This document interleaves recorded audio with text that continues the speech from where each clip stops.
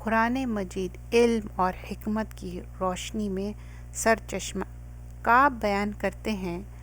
قرآن کو لازم پکڑ لو، لازم پکڑ لو مطلب یہ مسٹ ہے ہمارا، یہ پارٹ آف دا لائف ہے۔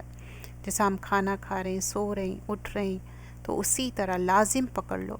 قرآن عقل تیز اور حکمت کی روشنی اور علم سرچشمہ ہے، مطلب اٹس فل آف کیا ہے، حکمہ ہے جو وزڈم ہے، اور عقل تیز کرنا مطلب دماغ کو یہ شارپ کرتا ہے قرآن جو پڑھتے۔ دیکھیے جو حافظ ہے یہ معمولی بات نہیں ہے، 30 پارے میمورائز کرنا، ایوری تھنگ، چاہے وہ حفظ کرنا ہو، میمورائزیشن، ورڈ میننگ یاد کرنا ہو، ٹرانسلیشن ہو، تفسیر ہو، لیکن فرسٹ اینڈ فارموسٹ کیا ہے، حفظ کرنا قرآن کو۔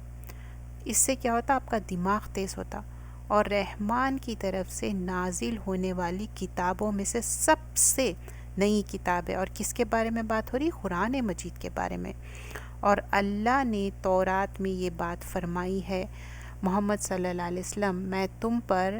کیا ہے، یہ جو بات ہے یہ قرآن نازل کرنے کی بات ہے، اور اس سے کیا ہے، یہ اپنے لیے ایک آنکھوں کی بینائی بھی تیز ہوتی، آپ کا بہرا پن چل جاتا اور غفلت چلے جاتی جب آپ قرآن پہ تدبر کرتے، اس کو سمجھتے۔ اس کا مطلب یہ نہیں ہے کہ کوئی بلائنڈ ہے تو اس کو دیکھ سک رہا، ایون بلائنڈ پرسن جو ان کی بریل لینگویج رہتے اس سے بھی ان لوگ قرآن سیکھتے۔ یہاں پر بصیرت کی بات ہو رہی، اور بہرے کانوں کو غفلت سے دور کرنا، مطلب اٹس ناٹ ان لوگ بہرے نہیں ہیں، لیکن جب انسان سنتے ہوئے بھی اس کے کانوں میں بات نہیں جاتی،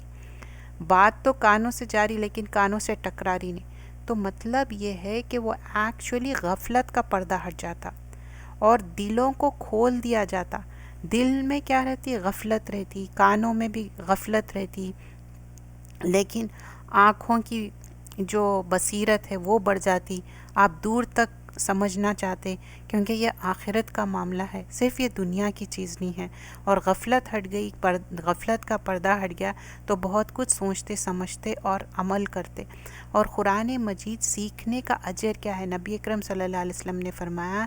جس نے اللہ عز و جل کی کتاب کی ایک آیت بھی سیکھی، جب تک اس کی تلاوت کی جائے گی اس کا ثواب ہوگا۔ جب ہم قرآن میں ایک آیت سیکھتے، 2 آیتیں سیکھتے، ماشاءاللہ بہت سارے آیتیں سیکھتے، تو جب تک آپ اس کی تلاوت کرتے رہیں گے اس کا ثواب ملتے جائے گا۔ یہ سلسلہ تو صحیحہ کی حدیث ہے، اور اس میں قرآن مجید میں غور و فکر کرنا۔ سیدنا عبداللہ بن مسعود نے فرمایا، جو شخص علم حاصل کرنا چاہتا ہے اسے چاہے کہ قرآن کریم میں غور و فکر کرے،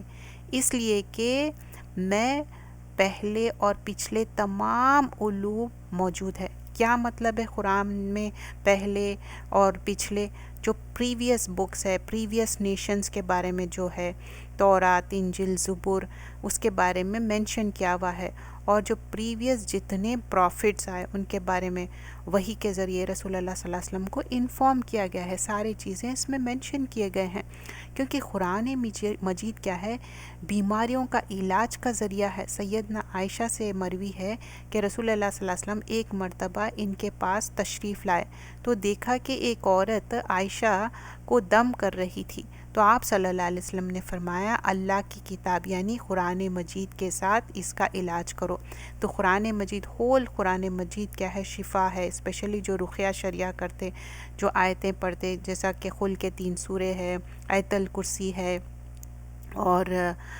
اس کے علاوہ سورہ فاتحہ پڑھتے 7 ٹائمز یا 11 ٹائمز، یہ پوری قرآن کیا ہے، شفا ہے، اسپیشلی سورہ فاتحہ کیا ہے، شفا ہے۔ تو قرآن مجید کیا ہے، یہ سابقہ کتابوں پر قرآن مجید کی فضیلت، نبی اکرم صلی اللہ علیہ وسلم نے فرمایا، مجھے تورات کی جگہ 7 ابتدائی طویل صورتیں دی گئی ہے، اور زبور کی بجائے 100 آیتیں والی صورتیں دی گئی ہے، اور انجیل کے بدلے مثانی سورۃ الجن میں بعض آیتیں بار بار آتی ہیں دی گئی ہے، اور مجھے مفصل صورت محمد سے آخر تک کے 7 فضیلت دی گئی ہیں۔ تو یہاں پر جو رسول اللہ صلی اللہ علیہ وسلم کو بیان کیا جا رہا ہے، کس طرح قرآن ہمارے لیے پورا